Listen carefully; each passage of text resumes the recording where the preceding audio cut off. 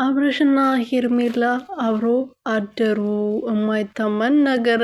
እኛ የምንፈልገው ሚዲያ ላይ እንዲሳሳሙ ነው እንጂ ከካሜራ ጀርባ አብሮ እንዲያድሩ እንዲሳሳሙ አይደለም።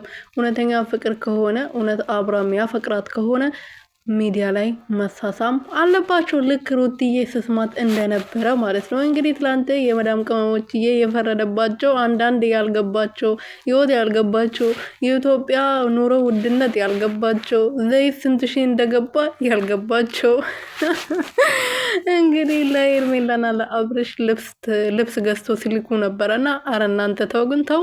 በፊት ካለፈው ነገር አትማሩም። ግን የሰው ቤት ቁጭ ብላችሁ ስራ እየገረፋችሁ የሰው ቪድ እየገረፋችሁ ያመጣችሁትን ብር ለነዚህ እንደዚህ የሚጨመላለቁበትን እንደዚህ የሚላላጡበትን ብር ስትልኩ ትንሽ የማይዛችሁ ትንሽዬ ማለት ነው። እስቲ ምን አለበት እናት አባታችሁን ቡና ገዝታችሁ እናትና አባታችሁ ቢመርቃችሁ ምን አለበት? የእናትና የአባት ምርቃት እኮ አይገኝም ጌታን።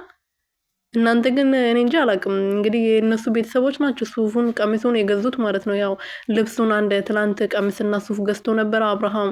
ዛሬ ደግሞ እንግዲህ የምትቀይረው ቀሚስ የራት ቀሚስ አብሮ የሚያድሩበትን ቀሚስ ቢጃማ አልገዛችሁም? አይኔ እናቴ በመድኃኒዓለም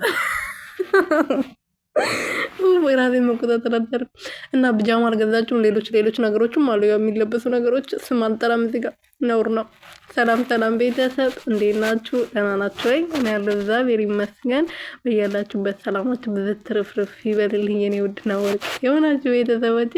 ዛሬ እንግዲህ እንደምታዩት ደግሞ አብርሽና ሄርሜላ ሲጃጀሉብን ነበረ ማለት ነው። ግን እኔ ማርያምን ሩትዬ ሳላደንቃት አላልፍም። ሄርሜላ እንደዚህ ባልሆነ እየሳመችው እንደዚህ እያቀፈችው እንደዚህ እየተለጣጠፈችበት እንዴት ግን አስቻላት? የምር ይሄ ብር ግን የማያረገው የሚያስደርገው ነገር የለም አይደለ?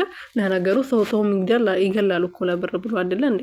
ድራማ ላይ የሚሰራ ነገር እኮ ህይወት ላይ የሚደረግ ነገር ነው። ስለዚህ እንኳን ይሄ ይቅርና ሰው ይገደላል ለብር ብዬ ነው። ግን በጣም ከባድ ነው።